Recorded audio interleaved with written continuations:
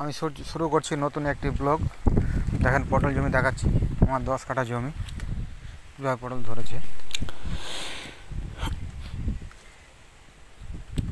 Hello বন্ধুরা, আপনাকে দেখাচ্ছি, দেখেন কিভাবে ডোগুলোকে খেয়ে নিয়েছে চোষক পোকা এবং সাদা মাছি।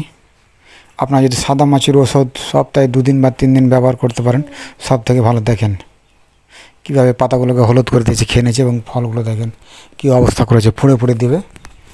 আপনারা এটা একা এবং কাল প্লাস দিয়ে দুটোকে মিক্স করে যদি আপনারা স্প্রে করেন, তাহলে অবশ্যই খুব ভালো কাজ হয় এবং রোগগুলো বৃদ্ধি হতে সাহায্য করবে।